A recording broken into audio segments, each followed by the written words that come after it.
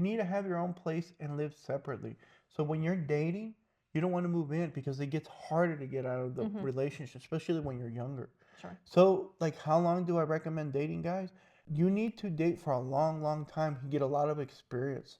So I'm talking about you're late. So if you start growing and put your health and assets in to focus first, and you start, like, say, as soon as possible, like around Ideally, like high school, or as soon as you graduate high school and you're going to college, if you start right there, or even before that to get those habits in, and you start right there, by the time you're 30, you got 12 years in, and then you're 40, you got 20 years in. Like, how much money and how good are you going to look? and be. Like, a lot. So when you're 40, you're going to look amazing, and you're going to be a very shiny object. So you don't want to commit too early. You don't want to sell yourself short. If you're thirsty as fuck and you never had any girls, you might just commit to the best looking girl that you got. And that's just what most guys do sometimes. But what happens is that when you get up to 40, you're going to be more hesitant to get married or anything like that, because you build a kingdom and you don't want to lose half of it. Right. So when you're 40 or 50, like, think about the celebrities. The celebrities get a bunch of money. They don't commit until they get older. Until the guys are between 40 to 50, they commit to what? A girl that's around her 20s. And then that's when they settle down. So they have all this experience, is really practice, or if you want to practice is fun, okay, whatever you want to do. But they never have kids and they never get married until they get older. And once they have a good kingdom, then they're very attractive. They have hundreds and hundreds of girls coming towards them, and they know which to pick the best one. Why? Because they have practice. Experience. And they have experience. So that's why I recommend that. Do not put yourself in that situation until you get older. Now, the whole thing is that when you're with somebody and you're dating, you don't want to fall into the trap of marrying or having kids. Why? Because once you get married, you're switching the power. So what happens, let's say you get married in your 20s with a beautiful girl and around your age. You concentrate on your health and your assets. Is it guaranteed that she's going to do it? No. You know what I mean? Most of them don't. Because they're like, I already got the guy. He has to take care of me. I already got the laser. Why do I keep chasing it? See, there's no accountability there. Because if you're married, she already has a paycheck.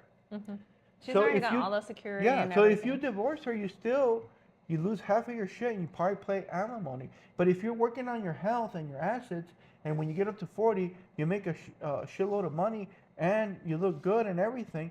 If anything doesn't go her way, and if it's enough to push her over the edge, she says, well, the better that you get, the bigger kingdom, the more tempting it is to divorce your ass. That's what it is. Sadly true. That's what happens. So if you don't keep growing, she's not going to want to keep that investment. She wants to keep an investment that keeps growing. And girls, you get them and they go down.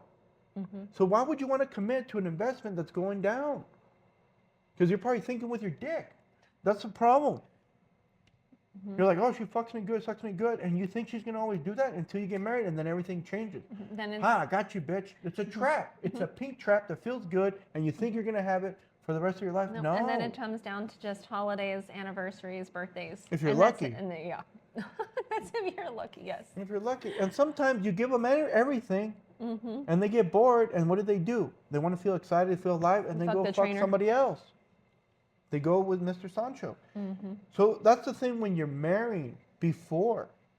So absolute power corrupts absolutely. When you get married, you're giving her power. You're like saying, here's a golden parachute, but I believe you, I trust you enough, and it's not going to happen. Remember, the person that you marry is not the same one you divorce. And what happens is that you're increasing the temptation. Okay? Right. So I do not recommend that you marry. The second thing is, do not have kids. Anytime you're dating, between them and there. So that's hardcore. So, like, I'm serious about it. Like, don't have kids. Like, as soon as I turned 18, I got a vasectomy right away. That's how serious I am. As soon as it was legal, bam. Because I don't want a girl to have that control over me. Because in this American culture, what happens is that it's catered for the women to win. So it's a game. Why would I want to go into a game that's losing? Marriage is a game that's losing. Especially now. Having kids is a game that's losing. If you want to have kids, I'm going to go into it. There's a couple prerequisites if you want to have kids, because there's guys that want to have kids. And what happens is, once you have kids, there you go. You give them another temptation. So I know people that have kids and they're not married. So what happens is you add temptation to them. If they don't get their way, if you don't raise them like the way she wants, or going back and forth, and you start arguing, that's a little reason to break it off. He goes, why do I have to put up with this shit if I get golden parachutes every week? Divorce his ass, or separate, get child support. I get the money and I spend it where I want. She doesn't spend it on the child necessarily. She spends it on whatever she thinks. If she thinks the child is the best, then she'll do that. But most women don't. They put in themselves first and then the kids. And that's what happens. And usually what do? When they divorce, they start partying, they start being slutty, they start doing all kinds of bullshit. And what happens is, when you have kids, you're really losing power. There it goes again. Absolute power corrupts absolutely. So you're just increasing temptation for them to separate and giving them a paycheck. And that's what happens. They want to control you, and what happens is they use kids. Now, I have people that have kids, and they do not act the same way. Why? Because they love their kids, and they're used against them. So when you're dating them, they're going to use sex. And when you're married, they're going to use the marriage and divorce, and they'll take half your shit. And then, when you have kids, they use the kids as leverage. So you're just giving them more tools to use against you. Now, I'm not saying all girls are like that, but what happens is, when you give people power, you're under their mercy. So if you want to be in what position, I'd rather have the power and not abuse my power than to be at somebody else's mercy, and hopefully they don't abuse me. You see what I mean? So you want to be in a better position. That's what's going on. So if you do want to have kids, these are the prerequisites. First of all, I would recommend to move to a country with more favorable laws that are on your side. You're like, man, that's a lot of work. Well, if you love your kids, you do. If you had your kids and you would move them so they have a better life, would you do it? Yes. So why don't you do it before? Go to a different country where the laws are more favorable to have kids. Like, if you say you really want to have kids, but you don't want to move, it's like you really don't care about kids, because you have to be in it. Like, I thought about it. If I want to have kids, and I want to have like 10 kids, I would go to a different country where the laws are more favorable for me to raise the kids. Because a lot of people want to have kids. They just want to fuck the girl. She pops out, put the kids in school, have them raise them, blame the government, and then not taking responsibility. No, if I have kids, I'm going to have kids. I'm going to homeschool them. I'm going to make enough money so I'm there with them on the important things, because I know when the kids, their psychology, it needs to be developed and focused when they're young, because that sets the path for the rest of their life. And that's the most important part. So if I'm out there working, who is programming my kids? I'm not going to do that. I'm going to do that. I'm going to program my kids the best thing, and I'm going to tell them the truth. Not the way I think. I'm going to tell them how the world is, and they have to make their choices. And that's why I stress the philosophy. Kids, you need to get your health and your assets in line so that you have better relationships. And you and this and this and this, you can't act on your emotions all the time. You have to act with logic. And yes, you're going to have trouble. And yes, you're going to do this. And yes, and these were my mistakes. And this is what people do.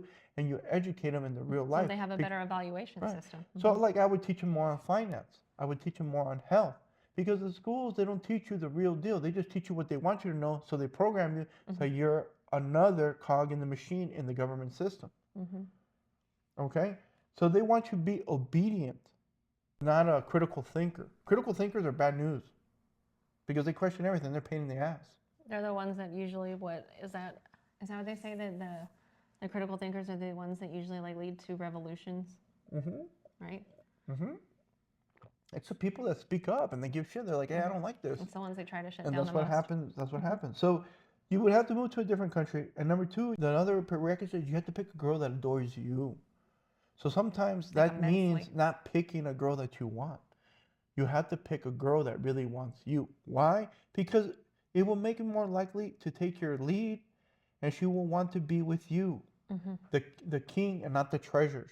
See, when you get married too early or you have kids, people don't care about the king. They care more about the treasures. They care about the paycheck, the alimony, the prizes that they get if they divorce you, the treasures. They don't care about the king. And what happens when she adores you, she kind of doesn't care about the treasures. She cares about you. And she wants the best for the king and the kingdom that he's creating.